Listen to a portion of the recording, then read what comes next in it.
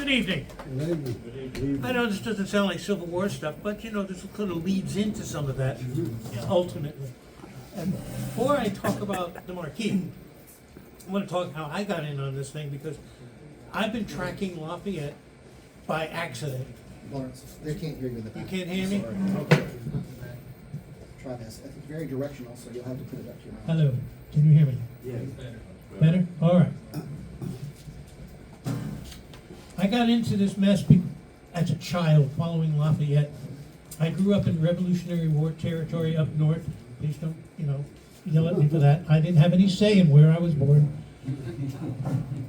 But my father used to take my sister and myself to a Dairy Queen when we were good to get ice cream. And across the street from the Dairy Queen was this historical marker. And there was a big ridge along the behind it. And then when we got old enough to read, we could go there and read it and find out that that was an encampment for Lafayette, just 5 miles from where we lived. Cruel. I also went to a place where Lafayette took part in the trial of Major John Andre, the British spy that betrayed Benedict Arnold. So again, I'm running into Lafayette. I had a cousin who became a park ranger at Brandywine in Pennsylvania, which was the first battle that Lafayette took part in when he was first time into battle for the colonists in rebellion. So there was all this Lafayette stuff in my background. And before I came to Alabama, I was in Germany. I was working there. And I came back here, ended up staying in Alabama, and was sitting talking to a historian nearby, just, getting familiar. And I told him my story. And I told him that I had just, before I came here, had just been to Paris. And I went to Lafayette's grave in Picpus Cemetery in Paris. And he looks at me and says, "Larry, did you know Lafayette was only 5 miles from your house now in Alabama on the Federal Road?" And in the back of my mind is going, this was not Revolutionary War territory. What was he doing here? And what the heck is a Federal Road? I had no idea. So he hands me this musty, hard-covered green book. And he says, "Read this chapter." Opens the pages. It's a recap of Lafayette's tour of the state of Alabama, which is the first time I've ever heard of this thing. And I'm reading this thing and I'm taking some notes, and I give him back the book, and I thought to him, "So, how long was he in the state?" "A few days." "How many places did he go?" "A few." "Has anybody written a book about those places?" "Not that I know of." Sounds like a good idea for a small book project, right? Yeah. How hard can it be? A few places, a few days? A year and a half later, I had a book. And this is how I learned about Lafayette. And it turned out that that book the guy gave me to look at for the first time was the worst ever written recap of Lafayette in Alabama. It was filled with mistakes. And I'm going to show you some of those mistakes as we go through this. Lafayette, in 1825, was the last living major general from the Revolutionary War. He came here as a 19-year-old who had been in the equivalent of that day's Three Musketeers group serving the king. He had been born in the south of France, and when he was 2 years old, his father was killed in a battle with the British in Belgium, which today is Belgium. So he never really knew his dad. His mother couldn't handle it. So she lent him to her father, his grandfather. And she went to Paris, and he stayed down in the south of France. It wasn't until he was about 12, 13 years old that his mother finally felt she could handle having a son. Brought him up to Paris. And then she died about 2 years after that. leaving him an orphan with a lot of money, a good education, and no parents, and the title of Marquis. It was while he was getting trained in French battle techniques and such in the military that he heard about the British colonists rebelling against their king. And he heard this and he began to think, this is a pretty good idea. This democracy, this freedom stuff, this no British king. He had a grudge against the British, So, he wanted to go and participate with the rebellious colonists in North America. And his king said, no, can't go.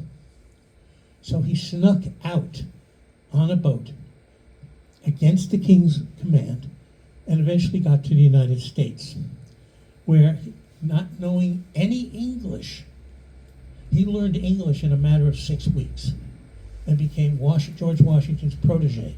And he got everybody happy with him because a lot of foreign agents, officers would come and try to work for the colonists, but they wanted lots of money. He didn't need lots of money. He had lots of money. And he said, I'm not here to lead or teach. I'm here to learn. And he took no salary. And from that point on, both he and later the officers and finally his men really cared about him, because if his men were short on something, he paid for it and got it. This helped him be very popular. He fought, as I said, in the Battle of Brandywine, got injured in his first battle. He ended up being in battles in Rhode Island, around in New York City, and ultimately at the end of the war, he and, you may have heard of this guy, Alexander Hamilton. He's got a musical on Broadway somewhere. They were the first two people together, working together, to break the British lines at Yorktown, leading to the defeat of Cornwallis. So he's got a pretty good history with us.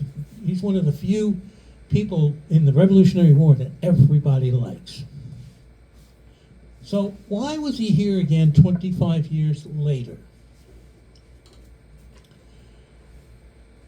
President Monroe wanted to celebrate the beginning, the 50th anniversary of the start of the Revolutionary War. And he thought, what better person to bring than Lafayette, the last living major general, to the United States and help sort of unite the, as usual, fractious states in a kind of a, 50-year anniversary party all over the nation. So we invited Lafayette. And for the second time in his life, he had to escape France because they didn't want to let him go. They thought he was going to divert from America, go down to the Caribbean, take over some of the French islands, make them independent, and France didn't want that to happen. Well, he wasn't doing that, but he had to sneak out a second time to show up here, and he landed in New York City instead of South Carolina. So he ends up here, and from that point on, in August of 1824, he is eating, wining, dining, dancing, giving speeches, and listening to God knows how many speeches, as he moved from New York to the Boston area. Later on, he comes back down to New York and continues going down the eastern coast into Virginia. He ends up at wintertime, those northern winters are a little harder than ours. He ends up wintering over in the Washington, D.C., Mount Vernon area. Mount Vernon being his protege, George Washington's home. He is given tons of invitations to come to cities all over the states on the East Coast. And he only wanted to go to those places he had history. So it was a bit of a surprise when he got an invite from Alabama's governor, Israel Pickens. Israel Pickens said, hey, we're a new state. We're only 6 years old. We are one of those states on the other side of the Appalachians. You've never been here. why don't you come and see the new America and not just the, quote, elder sisters? This intrigued him. And Lafayette said to himself, I think I'm going to do this. I've never been there, but this sounds like fun. I can explore. And so he started southwards.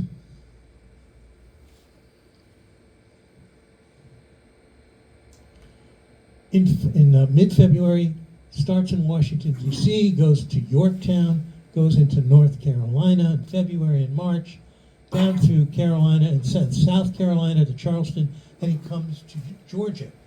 Georgia was the first place he went to that he had never been before. He never was in Georgia during the Revolutionary War. And from there, he crosses the river into Alabama. Now, Lafayette's route is this way, and I've divided the state into three parts. One part is the eastern part, which was the Creek Nation at the time. The Creek Nation still was in existence, had another 10 years of life, if you want to call it that. And he came across the Chattahoochee River, where Fort Moore, as it's now called, existed, but not then. It didn't exist at that time. And he spends 3 days there. Then he goes to what I call the capital zone. He goes to the future capital of Montgomery, and then down to the current capital of Cahaba. And then finally, on the river boats that he takes to the capitals, he goes downriver to Mobile and Mobile Point, and we'll talk about those in a little bit. I will bring a little more detail on what's closest to you so you can actually drive and see the stuff that Lafayette passed through at the time. He had one constraint. He had to be at Bunker Hill in Massachusetts on a certain day in June to lay the cornerstone on the 50th anniversary of Bunker Hill, for the cornerstone of the monument.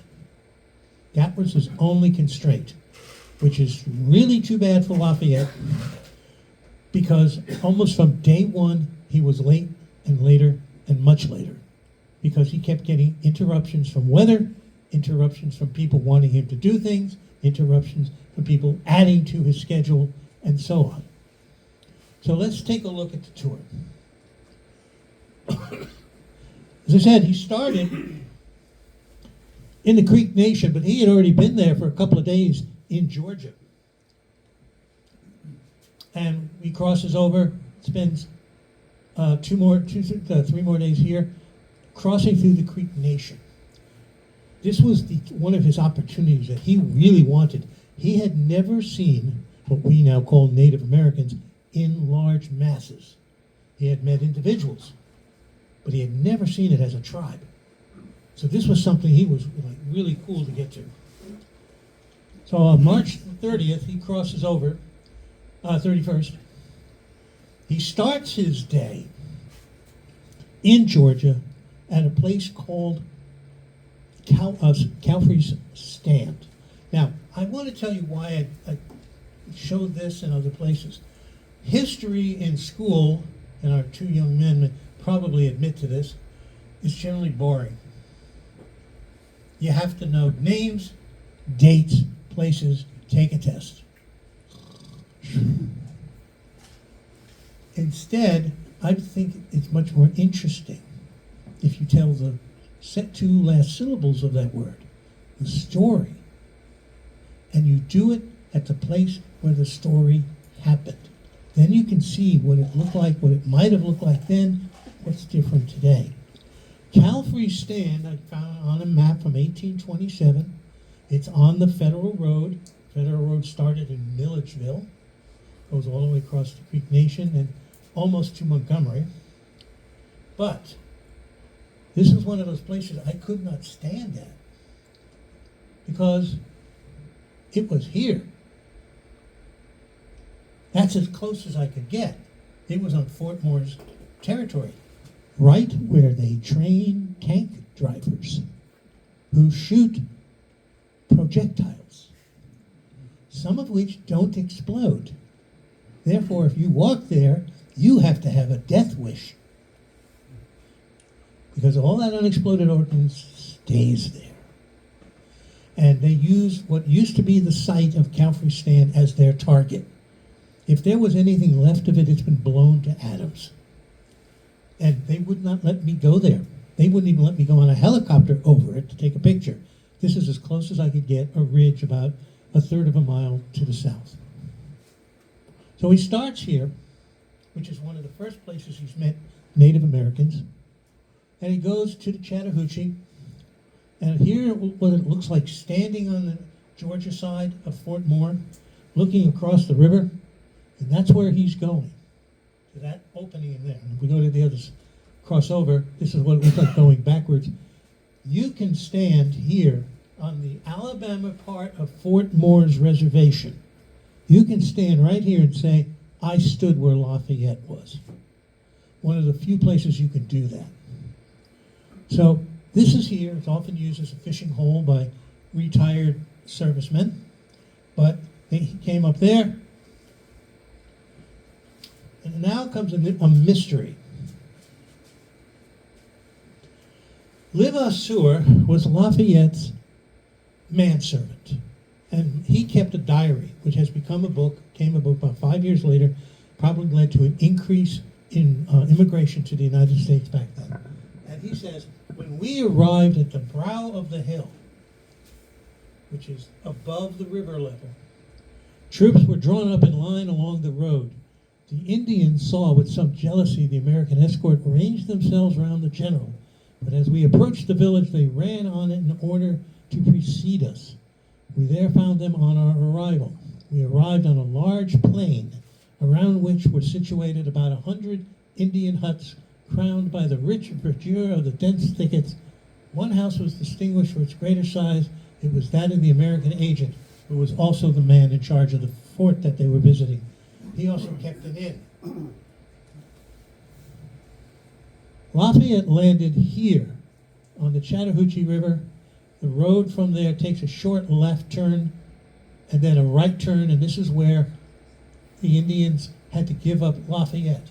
Now, what was interesting about this was Lafayette didn't touch ground until he got way up here at Fort Mitchell. The Indians had such respect for Lafayette, they would not let him off at the barge that he and his entourage from Georgia were boated across.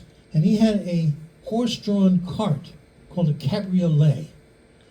And they literally picked it up off the barge, dragged it up by themselves, would not let Lafayette walk in the mud.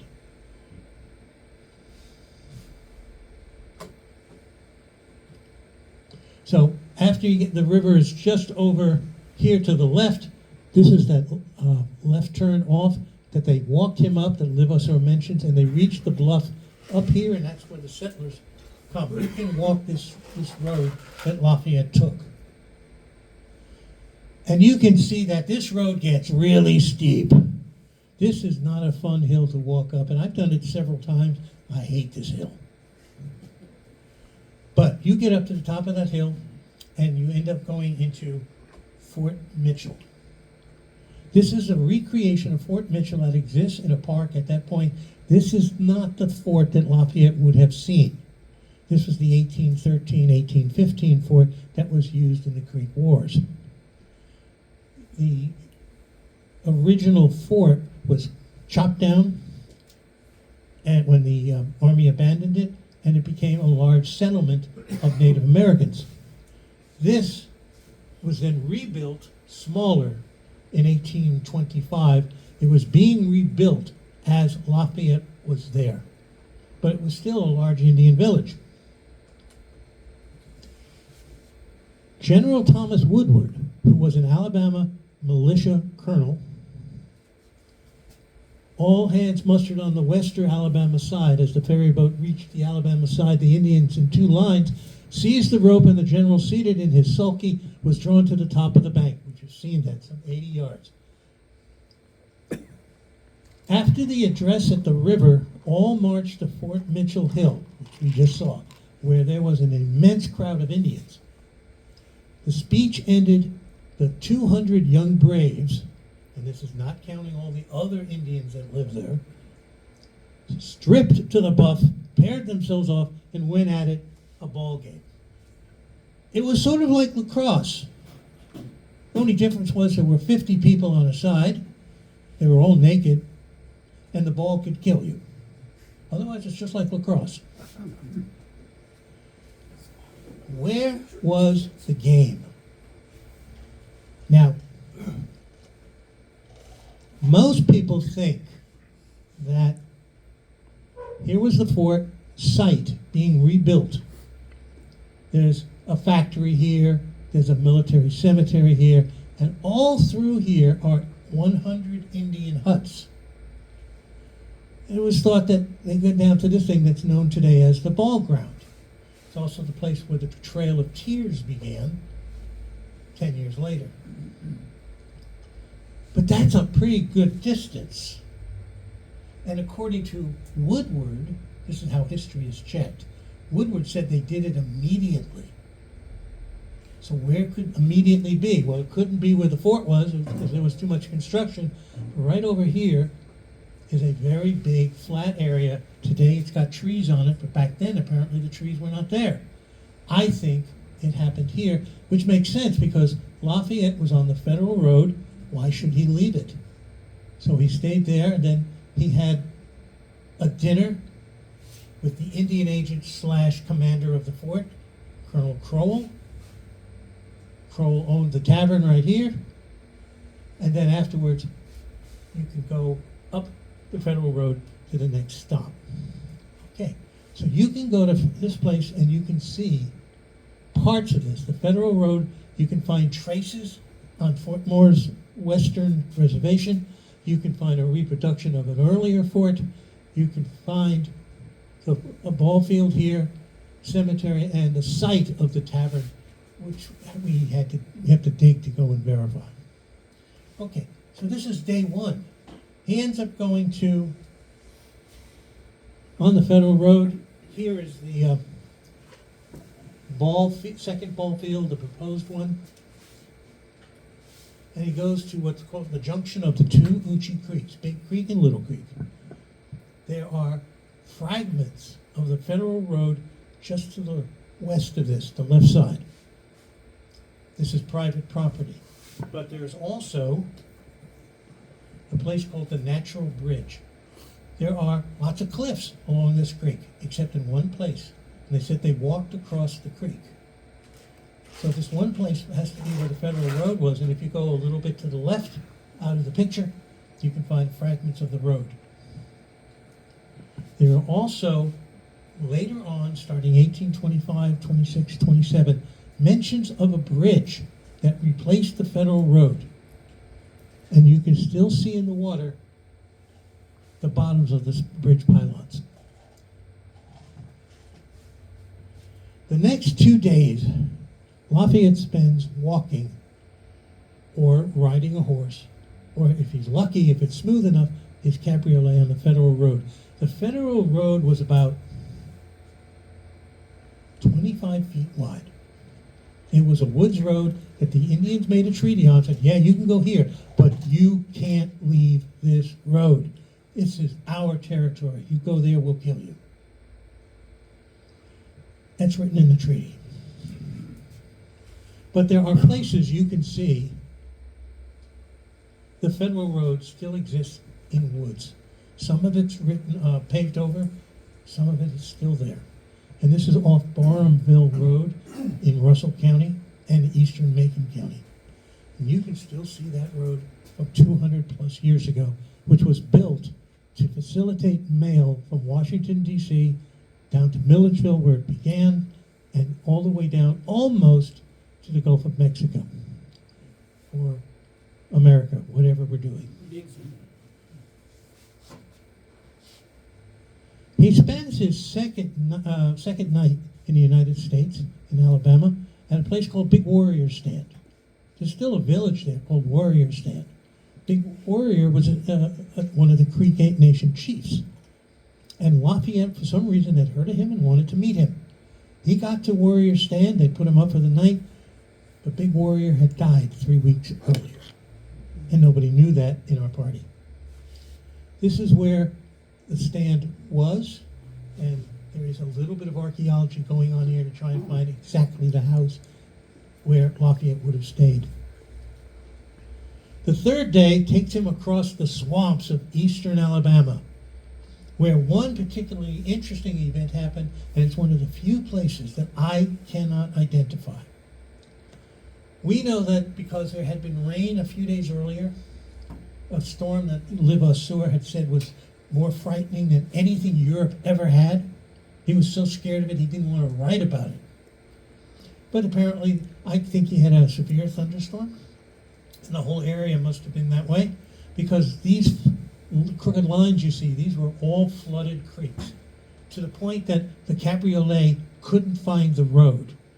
So the Greeks knew where the road was, joined hands, and became a human guardrail, so that Lafayette could keep moving on. There is one place on this line where you, the public, can go and walk the federal road. The only place where it is publicly available and visible, not on private property. And it's near this little town on the left called Davisville, which is about 7 miles or so south of Tuskegee. And it looks like this. Yes, those are truck ruts, but that's because it's the property about a mile in is gated off and owned by a lumber company, a tree harvesting company. But this is the original federal road, and you can even see the sides where it's been scoured into the ground now. This is the only place you can go between Montgomery and the Chattahoochee River that is free to walk on. Nobody can stop you. The next day, he leaves Macon County, crosses Line Creek, which is still the border of Montgomery County and Macon County between them, and ends up spending the night at a place called Lucas's Tavern. This is what it looked like in the 1970s. It was much better before that. But it had had a long life as various other things, and it got picked up and moved and restored in Montgomery, and I'll take you there in a moment. There is still a line of trees that designate where the federal road was. One of the ways that this could be always used by travelers in the 1800s, 1810s, 1820s, was look for the line of trees that had been planted to the side of the federal road. And they still exist. There's even a little gully there, and right on the right-hand side is the place where Lucas's Tavern used to be. This brings me to the point where what's closest to you? What's closest to Athens, Alabama? Obviously, Lafayette did not go to Athens, Alabama. Nowhere near close by. The nearest places for you that you can visit, the first one is Montgomery. Montgomery in 1825 was just a river port city. Brand new, just as old as the state. It was literally born on the birth date of the state of Alabama. So it's only 6 years old. It would become the capital much later, almost 25 years later. But the city still existed. And what you might say here, that's a really nice pattern, nice geometrical square rectilineal graph kind of thing. And then there's a second graph over here. That's because Montgomery was formed by two different cities that merged. One was parallel to the river, one was north, south, east, west. When they merged, they didn't change the streets. Lafayette stayed there for 2 days. And we can find the sites that he went to, but none of them are original. He meets all the political people, the governor, the mayor, and all these people, and a crowd of others, at the corner of Union and Monroe Streets. And there's actually a plaque. Right there. Behind a fence and a plant. Obvious, very obvious place to find one. That's what we always do when we're looking for monuments and markers, right? Look behind fences. He then is escorted up Goat Hill. Now, it's called Goat Hill because at those days, all the farmers would bring their animals up to this hill, which is the tallest place in Montgomery still, and they would graze for the day and then go home. Goat Hill. Nowadays, we have a different kind of animal living here. And he would have met where this part of the building was.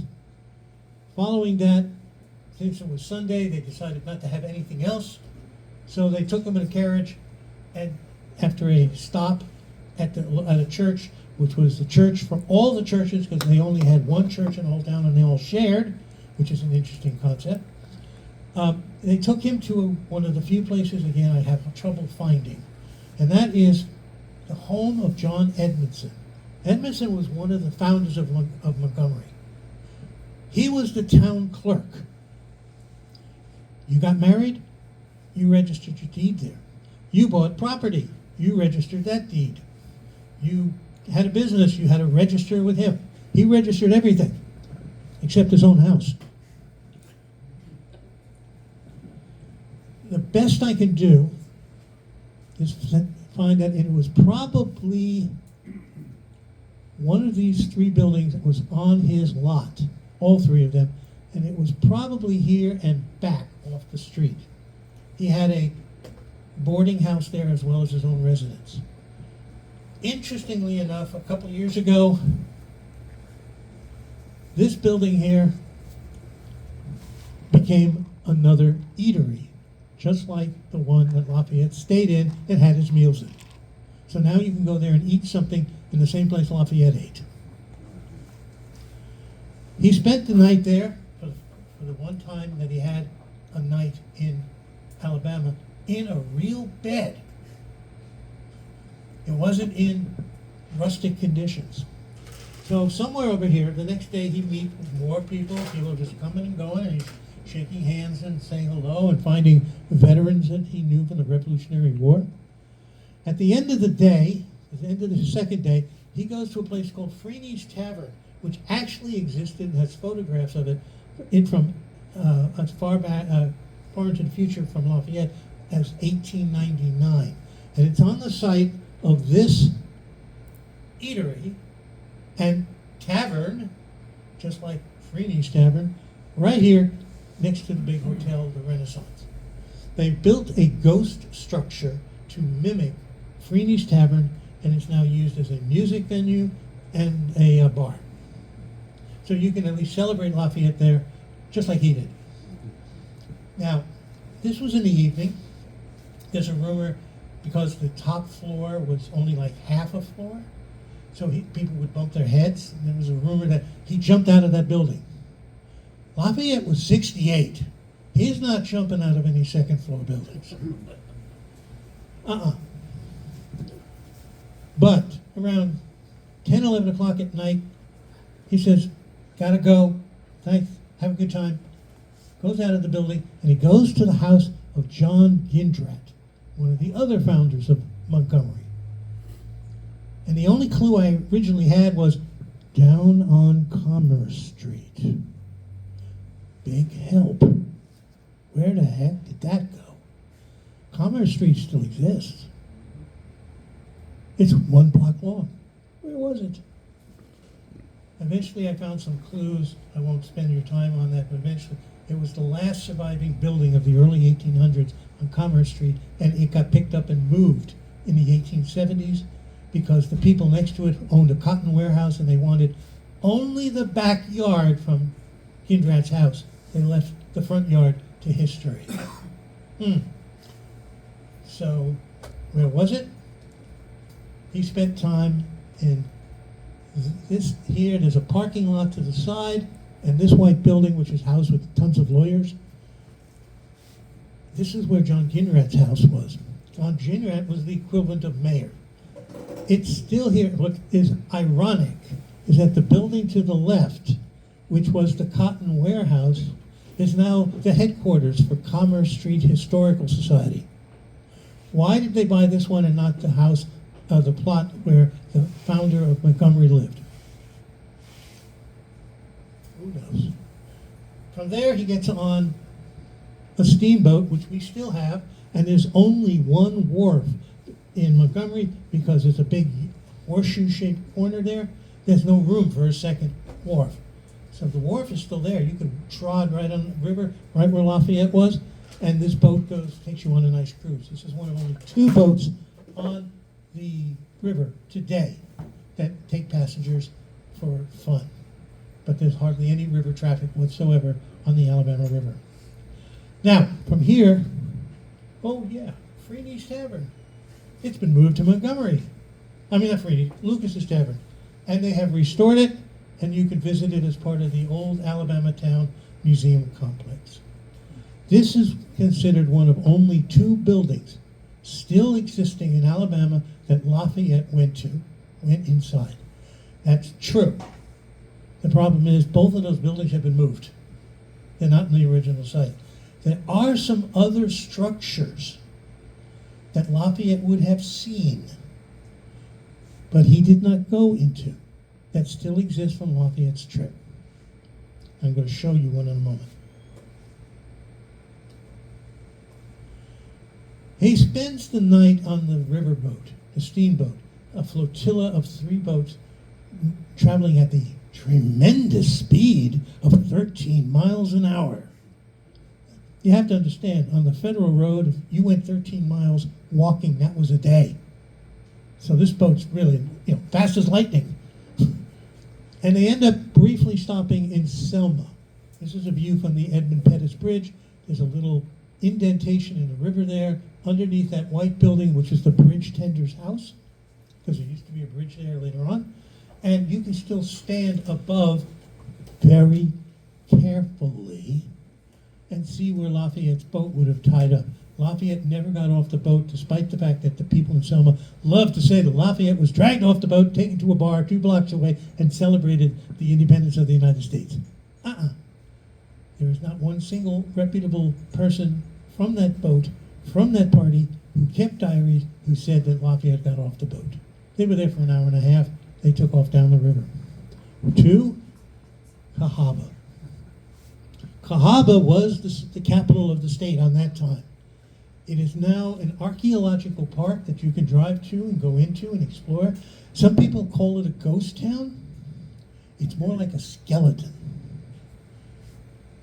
Lafayette comes up the river on the slanted incline, which is the river path to North 2nd Street. This was one of only 2 places you could go into Cahaba from the river. And so he walks up there with help, because he's got gimpy legs, just like I do. And so he goes up there with 2 people helping him up to the top of the hill.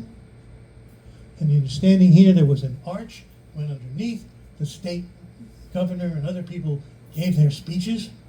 God knows how Lafayette could tolerate that. And then they go down 2 blocks down Vine Street to the Capitol. As you go down that road today, you find all these holes in the ground. These are where the buildings used to be, and all the cellars have collapsed into it. Sort of like, said, a skeleton. Those roads still exist. They're still marked. They still have names. Those are the bones, and these are where the organs used to be. At the end of Vine Street, there is now a reproduction of the state capitol, which is an interesting idea because nobody knows actually what the state capitol looked like. There were no photographs of the state capitol. There were several drawings that all look different. We have no idea what the original capitol looked like for the state of Alabama. But he went there, and this is what somebody thought it looked like. Good luck with that. While he was there, they had all their greetings. They went across the street to a tavern, and they had their lunch. The people who couldn't get into the lunch, they had a big party. Across the street, inside Arch Street, huge barbecue, and they actually convinced Lafayette to come and walk among the people. And he did. He had a good time. There's even a trench here. This was a moat that the Indians made hundreds of years ago using this as a kind of fort site, but they didn't want to tell him that. They told him it was French. Misinformation. We know after the barbecue he went to the Masonic Lodge. And this is the hole in the ground where the Masonic Lodge used to be. At this point, we lose track of him. We know he went to a ball for him, but we don't know where it was. Then I found one report that said it was in the old Capitol. But the same person reporting that is a 75-year-old woman reporting what her 75-year-old mother told her. And that said that he also spent some time at her father's house, which happened to be 9 streets away. Lafayette never went that far, so it's not a reliable report. It's one of those things in history. I learned doing Lafayette, don't take information from people's diaries, because most of the time they're not right. You need corroboration. If you took the number of people, the number of women who claimed that they danced with Lafayette, and you added them up, he'd still be here dancing. We also don't know where he visited some guy who was manning a cannon, because every time they had a toast to one of the 13 states, they would blow a cannon. Only this time the cannon blew up and took the guy out with him. He didn't die right away. We know Lafayette visited him. We don't know where. After this, I can track him again. So we'll take it from here. These are the nearest places, Montgomery, Selma, and Cahaba, that you can visit from Athens, if you want to take that trip. The next day, he makes a quick stop on the river port of Claiborne. Claiborne is a true ghost town. There is nothing left of Claiborne. You can see some trees that mark the streets. There's like 2 streets left and part of a house. That's it. If you go there and trace his steps, you have to go up Weatherford's Ferry. Weatherford was the brother of the Indian chief who massacred people at Fort Mims. This was the good brother. And his ferry site still exists as a ruin and a big incline into the river. It's not open to the public. I won't tell you how I got in there. Takes a woods road that still exists from 1825. It's still there, up alongside the river for 2 miles to get to where Claiborne used to be. And here is a picture of Claiborne before Claiborne became a ghost town. Right here, arrows in a little bit wrong place, was the Masonic Lodge that he first visited after he got off the ferry. Here is what it is today. It's trees. Why? Well, see that in a minute. This is the modern house of James Dellett. James Dellett was the first Speaker of the House in Alabama's Congress. And he was the one who encouraged Lafayette to come to the state, and as a courtesy, Lafayette said, I'll visit his house. His house was where this modern house is, but it's gone now, the original one. This is a very modern, beautiful house. And here's a secret. If you go behind that house, there's this old wooden building. And if you go in that old wooden building, you'll find a very old stove, which was the stove from 1825 that cooked Lafayette's meals. So as I said before, not everything Lafayette went to still exists, but there are a lot of things that were there when he was there that still exist. And that includes the meal, the stove that cooked his dinner. Following being at the Dellett House, Lafayette went back to the boat and down the river. But if you want to see the Masonic house, Masonic Hall that Lafayette went to, you'll have to go 2 miles down the road to Purdue Hill. And there, that second place I mentioned that Lafayette went to, that still exists, but the house has been moved. It's now 2 miles from where it started, and it's still available for Masons and other events. And he stood up on this podium up here And I stood there too and took a picture. So you can pretend I'm Lafayette for a minute. After that, he goes down to Mobile, Alabama, which was a formerly French city, so he should have felt quite at home. But at this point, he was exhausted and way behind schedule. They wanted to party for 3 days. He gave them one afternoon. That's all they got. So he comes up off the river from his steamboat, the only wharf that still existed big enough for him to get off the boat and dock the boat. Goes up to here. This is the intersection of Government Boulevard and Royal Street. And this is where everybody met him, under an arch. And then they took him to a formal place, according to everybody's description. But they didn't say where it was. Now, Lafayette was the kind of guy who did not like to walk far. You want him to walk a mile? Not going to happen. You want to put him in a cart? Maybe. But from what I've been able to gather from my evidence, he went to a place called the Old Spanish Government House. And the site of that was right where this brick building is. There is nothing in Mobile that's original to Lafayette's time. Partly because about 4 years later, that whole part of Mobile burned to the ground. So there's nothing left. He went to visit a Masonic, he went after the formal reception here. He went to Des Moines Tavern to have a meal. Des Moines Tavern is now a parking lot. They have a parking lot, no place to eat. And then finally to a Masonic lodge, which was just to the west of this corner in Bienville Square Park. And I'd love to do some archaeology there. Oh, would I love to do that. And then he was so exhausted, he went back to the boat. He was sleeping by 6 o'clock, according to everybody who wrote about his trip. Finally, he's supposed to go to New Orleans on a new steamboat. Well, he slept on it, but they didn't go to New Orleans. Instead, they went to Mobile Point, today's Fort Morgan.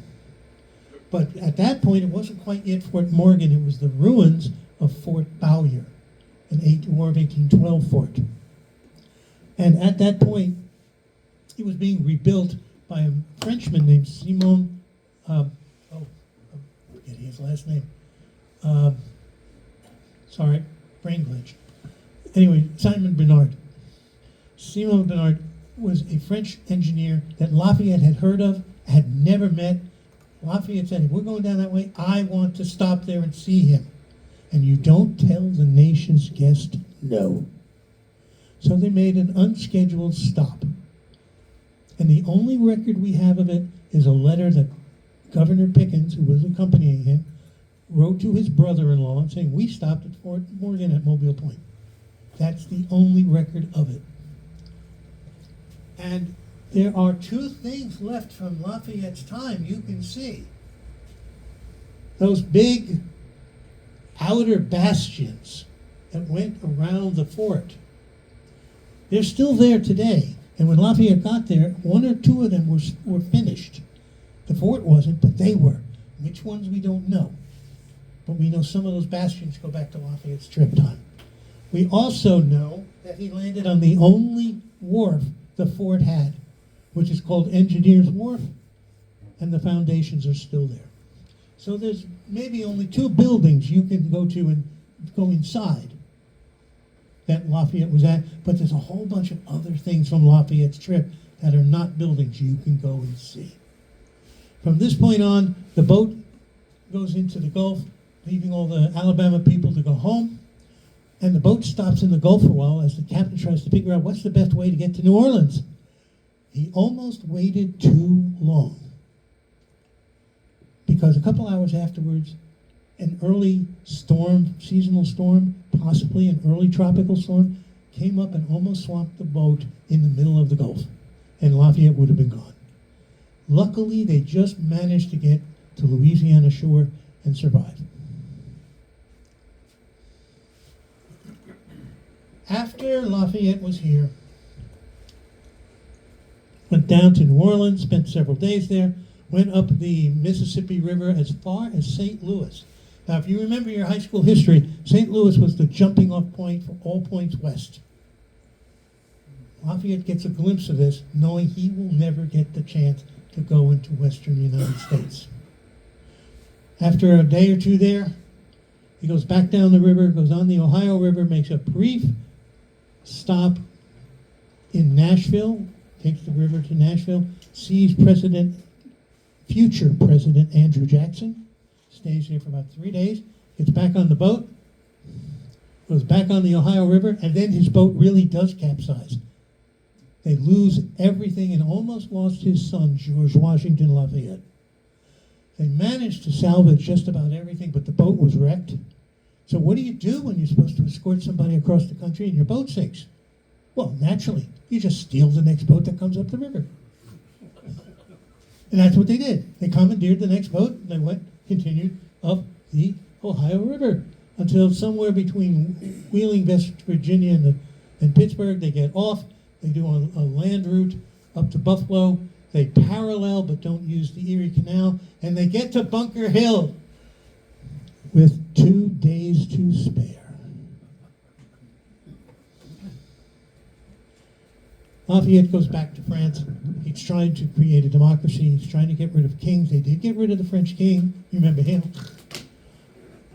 But he couldn't get rid of the emperors, the Bonapartists and so on. And he died before the last emperor died years and decades later. He was buried in Picpus Cemetery, where I started this talk, visiting there. And an interesting thing is, his wife is there, he's there. His wife's family is buried nearby in 2 large pits where over 1,000 guillotined people, including that family members of his wife, had their heads cut off. Imagine what those skeletons underground could talk about. Another interesting thing is, Lafayette is buried in American soil. When he left, at the end of his tour, several months after the Bunker Hill event, he brought back several crates of dirt from Bunker Hill. And when he died, it was his instructions to bury him in that dirt, which made it officially, according to France, American territory, not French. Even during World War II, the Nazi Germans would not walk in that cemetery because that would have been considered an act of war.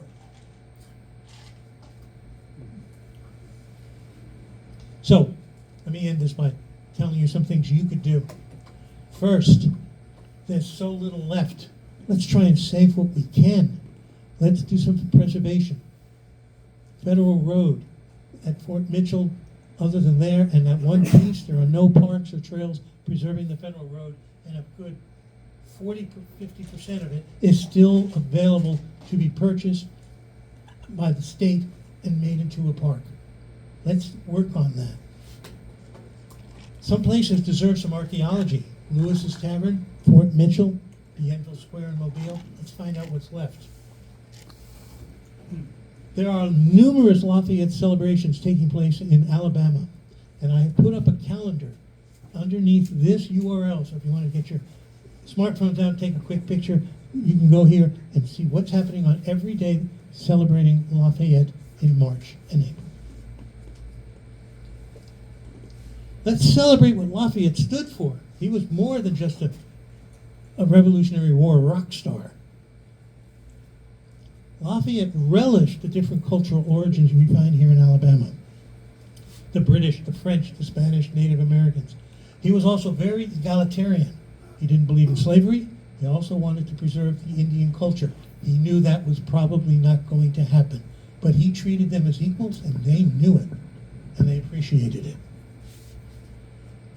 Now, when we celebrate Lafayette, especially on those days marking the days he was here in the state, we should also honor the Revolutionary War soldiers that were buried here.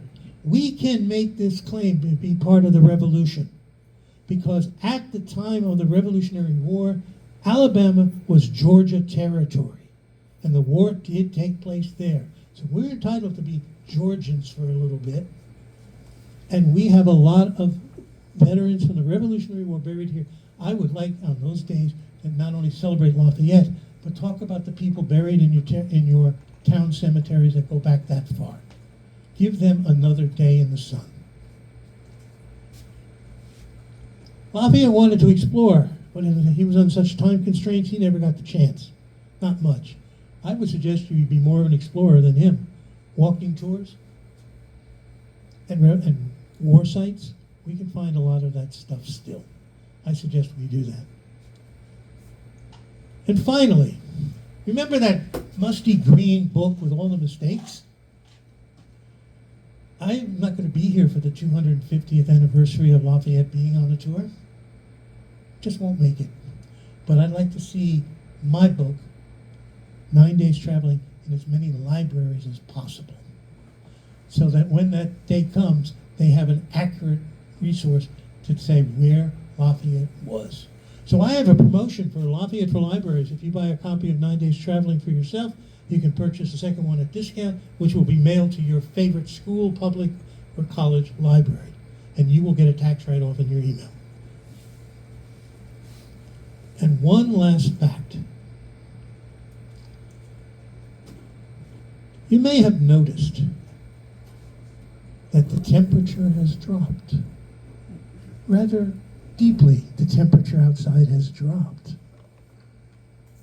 And I've heard a rumor we might get one more blast of snow in about a week. It's still uncertain. Like our friends at Esteros would have saying, winter is coming. You gotta put some more logs on the fire, stay warm, and when you do that, you need something to read. And I have some books for you.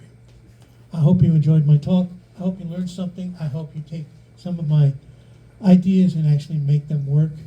And I thank you very much for inviting me here to talk to you. Thank you.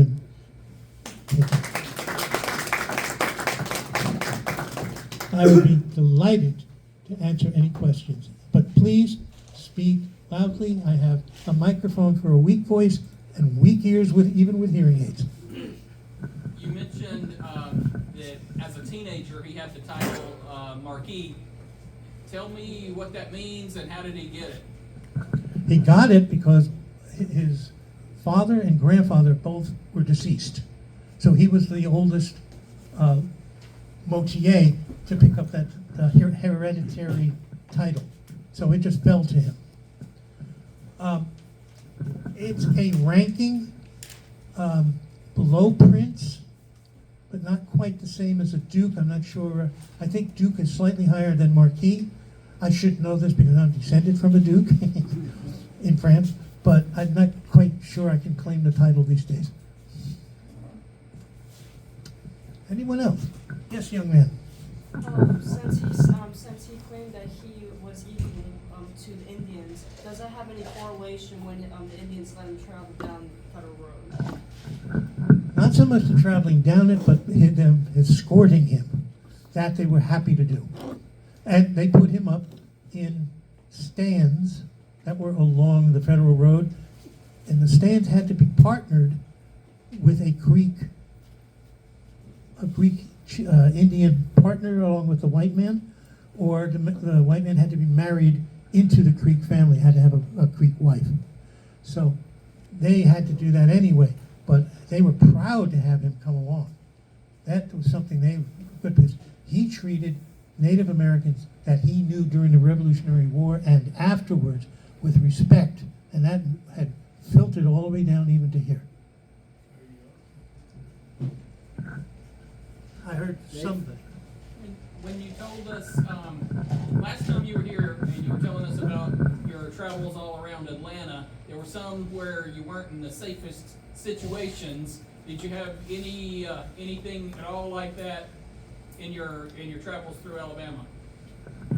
Most of the time, no. People were delighted to give me access to private property, with one exception. That Federal Road trace I showed you a picture of near Davisville. That part is free, public. It's still listed as a road. When you get inside the gated property, that's for about another 5 miles between Davisville and Warrior Stand. Those 5 miles are owned by a loan company. They don't want anybody there. And when I wanted to ask them for permission to go and just see this and document it, you can't do that, don't try it. But there's several roads that go into that area. They're all supposed to have gates. I found one without a gate. So I did not know where the boundary was. So I just drove in. And I stopped and I walked a little bit. There's wild animals. Wild boar were chasing after me at one point. And I'm inside just having a good time. But I didn't tell them that. You know, you're supposed to have a gate. You didn't. How am I supposed to know? Anybody else? Alan? Is the Masonic Lodge down Lost Claiborne, now Purdue Hill, is it still an active lodge? Yes. Do you know the number? No. I think actually it was number 1 at one point, but I am not a Mason, so I'm not sure. I think it became a number 1 or a number 3. I don't know precisely, but yes. It had been for a while kind of dormant. Now it's back and active. Anybody else? All right. Thank you, Lawrence. I appreciate it.